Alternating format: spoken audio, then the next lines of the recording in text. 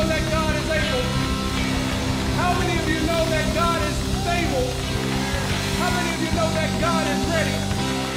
So the only thing I need to know is Christ's universal temple ready for the next takeoff? Are you ready? All right. We're getting ready to do it.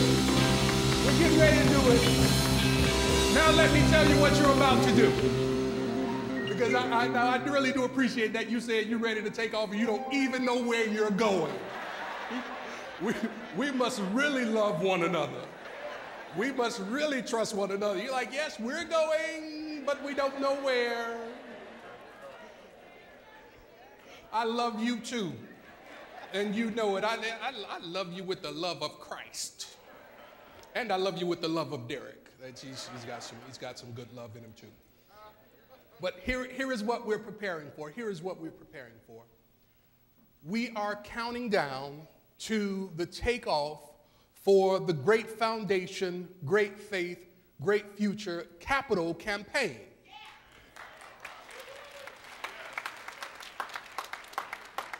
We moved into this church in 1985.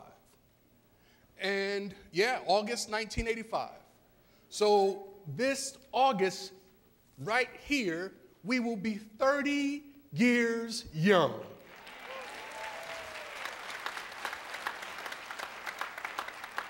And I can't help but love and appreciate our founder for having the vision, yes?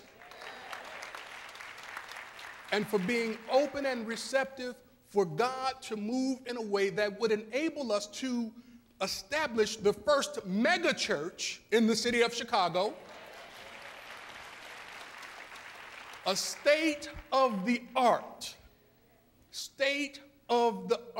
Nobody had seen what you've done before. And now if you look on the south side and you look on the west side, you look on the north side, you'll see a lot of places that look a lot like what you set the trail for. Christ Universal Temple and the Reverend Dr. Johnny Coleman have been trailblazers. Trailblazers. We've done some magnificent things. Not only have we built edifices, not only have we built schools, not only have we built restaurants, but most importantly, we built people.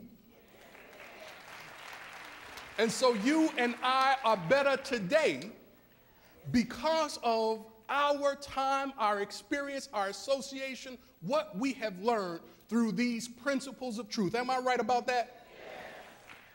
So now, as we prepare to enter into this campaign, so over the next 3 weeks, the official launch is Easter Sunday. The official launch is Easter Sunday. So while we'll be celebrating the resurrection of Christ on one hand, on the other hand, we'll be celebrating the official kickoff of the Great Foundation, Great Faith, Great Future campaign. Now just know that sometimes you'll hear it referred to as GF3, or sometimes you'll hear it referred to as Great Faith. But anytime you hear Great Faith, Great GF3, Great Foundation, Great Faith, Great Future, no, I'm talking about the same thing. Is that okay? Yes. What I want to make sure that I do in my support of you as we prepare to enter into this campaign is equip you or remind you about the teachings and the principles that you already have. You want to know how I know? You want to know how I know? Because you can't do this without knowing. This doesn't happen by chance. This doesn't happen by mistake. This happens because a committed people with a collective consciousness are prepared to build something that God gets the glory for. And whenever, say whenever. Whenever people are aligned and committed, they can accomplish great, great things. In the scripture, there's a story about the Tower of Babel. In the story of the Tower of Babel, the people built something that was so great, even the gods had to take notice. Yes? So what I want to make sure that I do is support you as you prepare yourself first in prayer at how it is you're going to help this campaign be successful. This is your church, yes? This is your church. This is our church. and we have the responsibility, the onus is on us to do what must be done for our church. So just again, over the next few weeks, you'll hear me teaching toward the campaign, and you'll get the specific details about the campaign as we get closer to it. The town hall meeting, for example, is intended for us to really just deal with the nuts and bolts of the campaign. So if you've got questions, I want to make sure before we launch officially, I get a chance to hear from each and every one of you in detail about what it is we might be unclear about, so on and so forth, all right? All right, so that's that piece. What I want to do now is get right into the lesson. And our topic today is faith for the future. But what I want us to do is recognize that the starting point of all spiritual realization is a right understanding of God. The starting point of all spiritual realization is a right understanding of God, according to Charles Fillmore. And when we understand God, or when we talk about God, it's important to know that while, yes, our words and our language is obviously inequipped to capture the depth and breadth of all that God is. Is that right?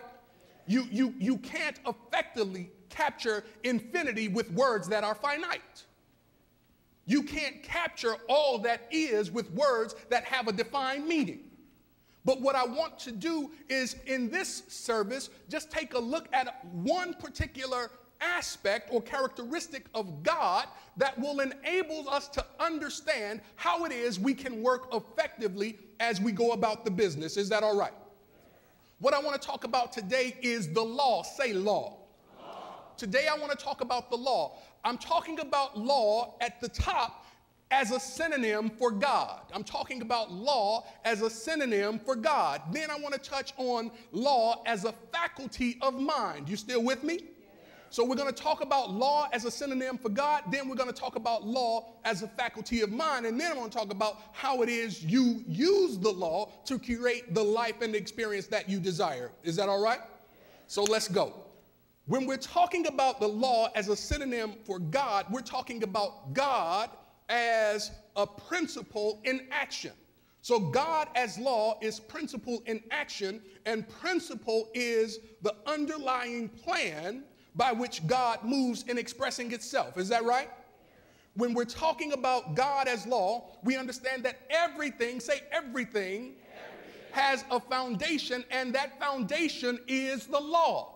Now, it might not seem like everything has a foundation in law, but everything has a foundation in law. And when we're talking about God as law, we're talking about an objective, unbiased representation of what is possible when you understand law.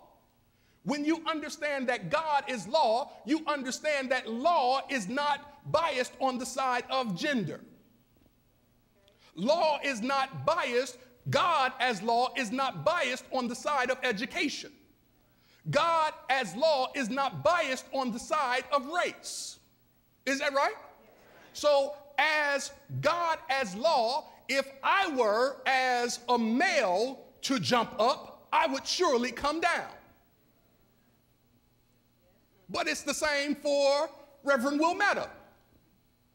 If she were as a female to test the law of gravity, and because she's special, and because she's beautiful, and because the universe knows how to romance her and she knows how to romance the universe is not biased on the side of Reverend Wilmetta. When she jumps up, the law of gravity says that just like Reverend Wells went down,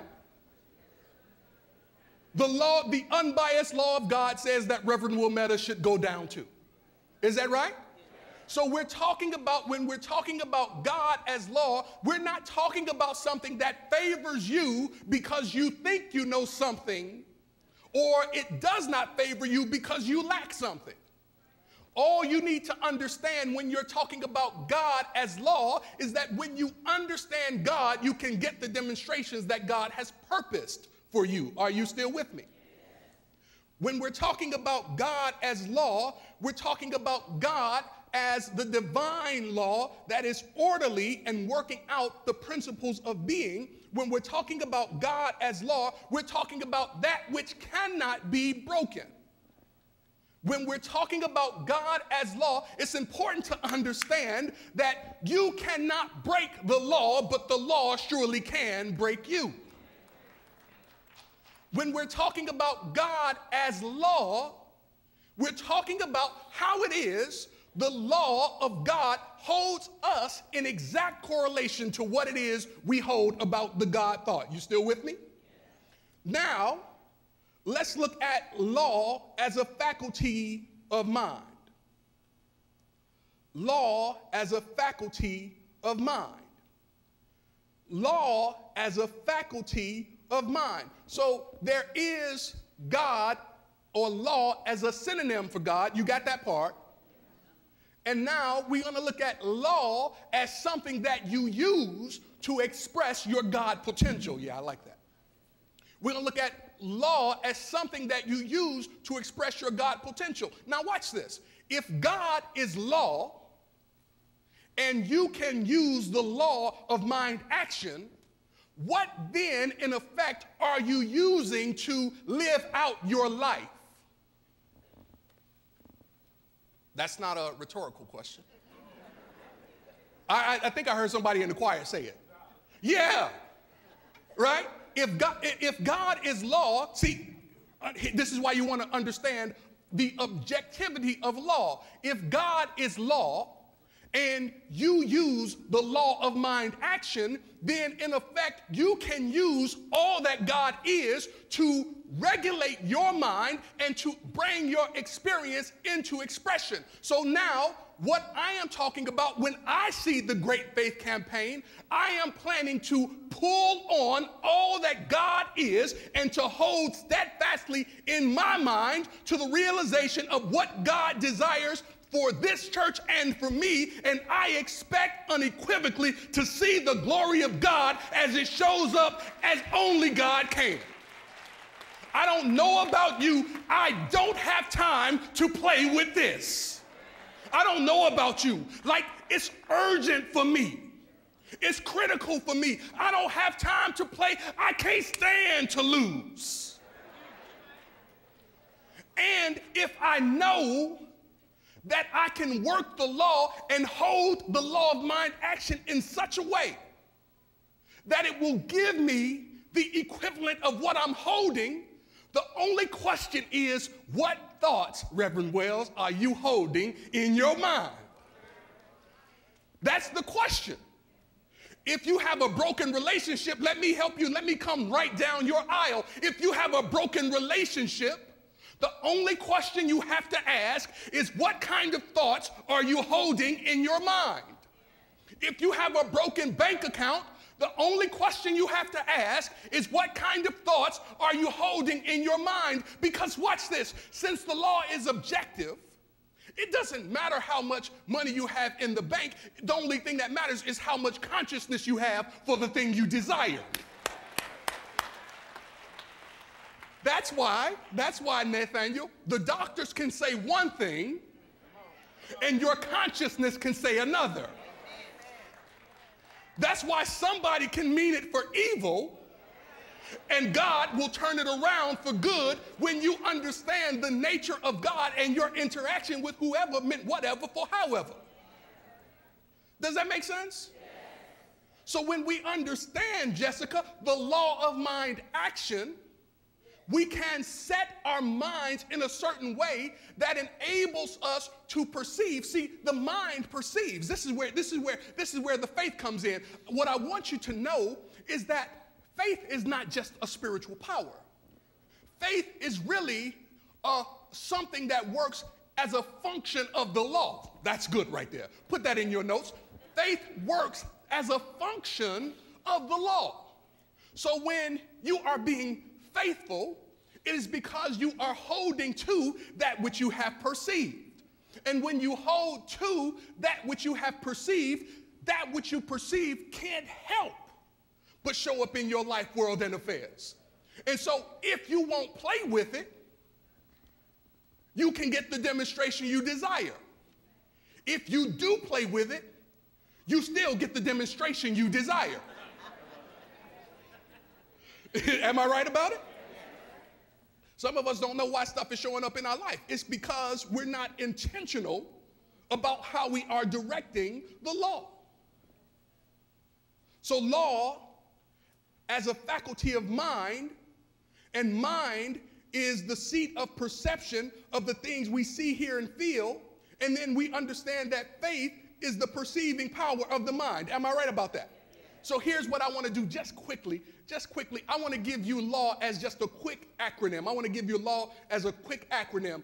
L-A-W, just a quick acronym. Here we go. The first L stands for leverage, leverage, leverage, leverage, leverage. Say leverage. What I want you to do is I want you to understand how it is you must leverage mind action. You have to leverage mind action. Leverage gives you the ability to place you in the position of advantage. If you've ever had some sort of case or crate that you needed to open,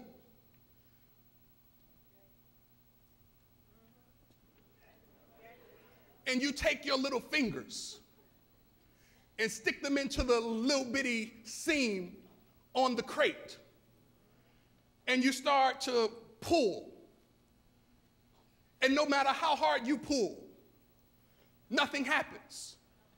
And then you go and get this jigga-ma-what's-it. You get the crowbar, right? You go and get the crowbar. And then you take the crowbar and you take the small edge, say small edge. You take the small edge of this crowbar, and the edge of the crowbar is likely smaller than the tips of your finger. Yes? You take the small edge of the crowbar and you stick it into the same seam that you once stuck all 4 of your fingers into. And then all you do is apply a little bit of leverage. And that which you couldn't do with the power of your own might, when you have leverage, you open up the access with just a little bit of pressure and a little bit of leverage. Understanding how to leverage mind action gives you the ability to take a small thing like thought, stick it into the seams of your life, work around where you had been trying to get it done with the fingers and your hands. I know I can get it. I got this. I know I can get it. I got this. Move out the way. I got this. And then you go and get the leverage of your mind. Good Lord. When you use the leverage of your mind, it doesn't take a whole lot of thinking. It's the same reason why Gideon told most of the army to go home, because when you have leverage, you can turn around the whole situation. The experience has to respond when you know how to leverage mind action. And so what I want you to be able to do is know how to leverage mind action. Now, mind action is purely the way your thoughts move. How do your thoughts move? Now, here is the challenge. Here is the challenge. Here is the challenge. Here's the challenge. You ready for the challenge? Here's the challenge. Many of us major in minors. We spend most of our time using the leverage of our mind action to work on stuff that does not get us what we say we desire. Yes?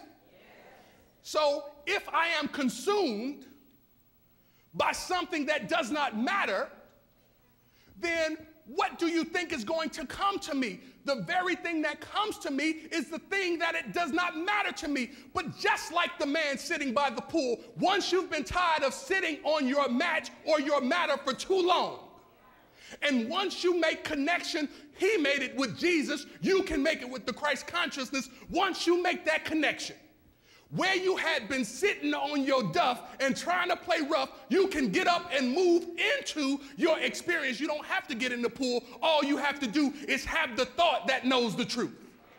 All you have to do is connect to the Christ awareness. You have to leverage the law of mind action. You got to leverage the law of mind action. You have to leverage the law of mind action. When you understand the law, you understand that law is a faculty of mind. Get this, put this in your notes, that holds every thought and act strictly to the truth of being. So what am I saying? I'm saying when you hold a thought, or when you speak a word, or when you feel a certain kind of way, or when you act a certain kind of way, what the law does is compare what you think to what God is. Because I told you in the beginning, there is no difference between God as law and your law of mind action. So the law takes what you are thinking and compares it to what God is. And because the law understands that you should understand, the law uses the same God that's intended to bless you to bring you what it is you've been thinking about, irrespective of how the comparison is. So watch this, watch this. Don't feel bad. You don't have to feel bad for yourself. Don't feel sad for yourself. Don't do that. You don't have to feel guilty. Don't feel guilty. Say, tell your neighbor, don't feel guilty. You don't have to feel sad. Tell your neighbor, don't feel sad. You don't have to be ashamed. Don't be ashamed. Tell your neighbor, don't be ashamed. Some of us still, ooh, don't say that, Rev. Let's keep going. No, yeah, thank you. Pray. Pray hard. Pray hard. Pray hard. Pray hard and long. Pray hard and long, saints. So what we must do is when we find ourselves with a comparison that is out of alignment with our understanding of God. Now watch this, watch this. Now if you understand God or law as something that is intended to condemn you, if you understand God or law as something that desires to punish you, right? You knocked a couple back last night. Right? Had to hit it with the banaka before you came in this morning. You knew you were coming to church. You got your party on last night. You knew you were coming to church though. If your understanding or your interpretation or your consciousness of God is one that recognizes that God knows you know how to party,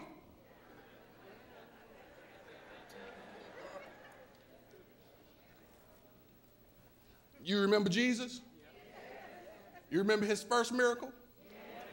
It was at the party. You know what he did at the party? He took the water that nobody else wanted, turned it into, and then said, keep the party going. You will not stop partying on my watch. I say all of that to say, when you understand that God understands, that the law understands that you cannot demonstrate any more than the level of the consciousness that you're at, you understand that you get no benefit from feeling guilty. We feel guilty rather than change our mind. That's easier. It's easier to cry than to change. So that's the A. The A is adaptability. When you're working with the law of mind action, you have to be adaptable. You have to be adaptable. You have to be adaptable. If there's something in your experience that does not work, by all means, stop doing that. Doing more of what does not work does not work. It will not change because you become more proficient at it.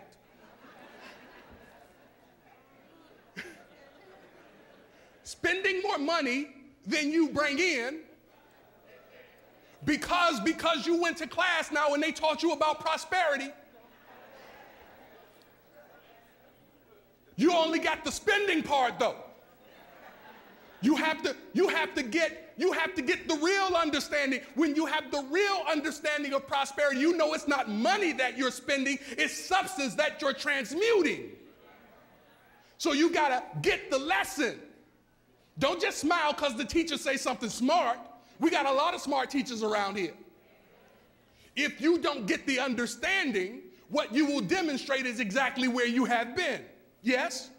All right, let's keep going. Let's keep going. So you have to be able to adjust. You have to be able to adjust. Why do you need to be able to adjust? Because mind is the starting point for every thought, feeling, word. There's one writer who says, watch your thoughts because they become your words.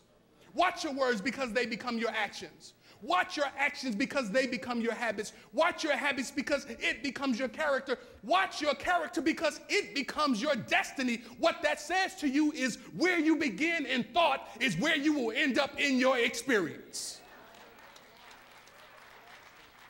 So a broken thought on the front end means a broken experience on the back end. You can prophesy to yourself and say, prophet, let's not do that.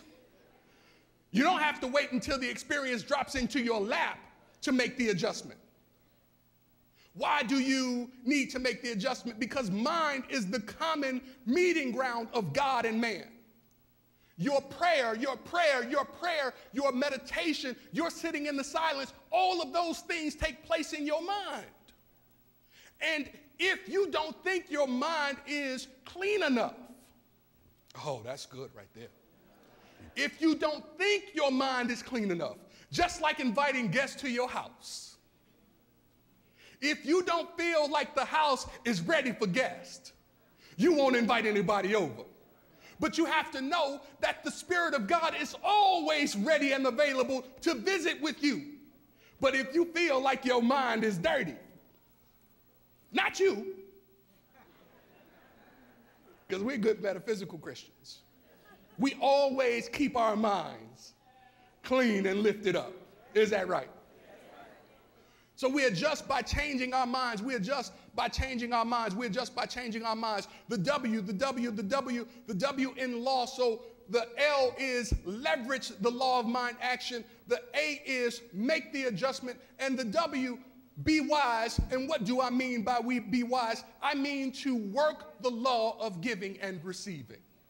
Don't shut down on me right here. Pay close attention. Get your pen out. Get your phone out. Get your notepad out. I want you to pay close attention right here. Here is where you get your blessing. Here is where you make the demonstration that you've been working on, but it has not come through yet. Listen, the law of giving and receiving, this is the law of substance that equalizes all things. The law of giving is a law that recognizes that there must always be an inlet, say inlet, and outlet. There must always be an inlet and an outlet. Now watch this. When you don't let anything out, you consequently and subsequently close off the gate of your mind whereby something can enter. So when you talk about breaking the law, the inability or the undesire to give is the thing that begins to shut off the blessing. Now, I'm not saying that if you don't give, you won't be blessed. I'm not saying that. Of course you cannot give and still be blessed. I know, I've tried it. Don't tell anybody. It was long before I got to church. Long time before I got to church. Long time before I got to church. Yeah. Right? I know you can give and not give and still be blessed. What I don't know is this, whether you cannot give and be abundantly blessed. What I don't know is whether or not you cannot give and have the overflow and increase that comes when you give the seed to the soil. Here is what you have to understand about God when it comes to giving and receiving. God never gives you back the equivalent of what you sowed. Your seed sown never comes back as a one seed to you. The scripture says it this way: when you plant the seed and you plant it in right soil, sometimes it comes back 30-fold. Sometimes it comes back 60-fold. Sometimes it comes back 100-fold, but never does it say that it comes back 1-for-1. See, God is nothing like you and I. You loan me $1, I give you $1 back. You hug me, I hug you back. You plant a corn seed, you get stalks of corn. Yeah, am I right about that? God does not give you the equivalent of what you give, and so you must always say always. You must always be open and receptive to the increase, and you open yourself to the increase by giving. But, say but, there are two parts to that law. Some of us know how to give real good. Some of us are great givers, great givers, great givers. Some of us are great givers. And then somebody comes and try to give you something. No, I can't take that. No, I can't take it. I don't need it. I don't need it. Somebody comes to try to give you a compliment. Girl, you look so good today. No, this whole thing. Let me buy you lunch. Let me buy you dinner. No, you ain't got to take me. I'm getting ready to go home and go to bed anyway. There is a law of reciprocity that says you must be a giver and a receiver. Don't be so selfish as to cut somebody else's blessing off when it has been put on their heart and on their mind to give to you. It's really selfishness when you can't receive the love that somebody wants to put on you. That's what it is. It's a little of the ego selfishness. But we're not going to stay right there. We're not going to stay right there. Come on, let's go. We're talking about giving and receiving. Substance requires both an inlet and an outlet. Everyone who receives freely must give freely, and everyone who gives freely must receive freely. And there must be a readiness. Oh, that's good right there. I think I wrote this. This is good right here. I like what I wrote right here. There must be a readiness. There must be a readiness to give. So your mind has to be made up before the opportunity to give shows up. There is a readiness of the soul that recognizes that God can't be beat giving. When you give from a ready place, it recognizes that you understand how the law of mind action and how substance works. Are you with me? Yes. As we close, giving is the right mental attitude that creates prosperity. Giving is the right mental attitude that creates prosperity. Giving with the fear of lack. Giving being concerned about whether or not you're going to get it back. Is a manifestation of fear. Looking at the pocketbook, or looking at the wallet, or looking at the bank account and determining that I ain't got it. I ain't got it, Rev. That might be why you ain't got it. That might be why. If you don't give it, it's hard to get it back. Yes? Giving with the thought of a large resource opens the way to large income. Luke says, give, and it shall be given unto you. Good measure, pressed down, shaken together, and running over. I want to encourage you to prepare your mind for the takeoff. I want us to get ready, CUT, to do something that we haven't done in a little while, but I'm confident that we know how to do it, and we know how to do it bigger and better than anybody because we're sitting in it right now. I know that we know how to do it because our lives have been fixed, our lives have been transformed, our lives are better because we know how to work the law. We are going to do this thing. Nothing's going to stop us come hell or high water. We are going to make our founder proud. We're going to push this legacy to the next level, and we're going to demonstrate what God is prepared to do through CUT. We are not letting up. God bless you.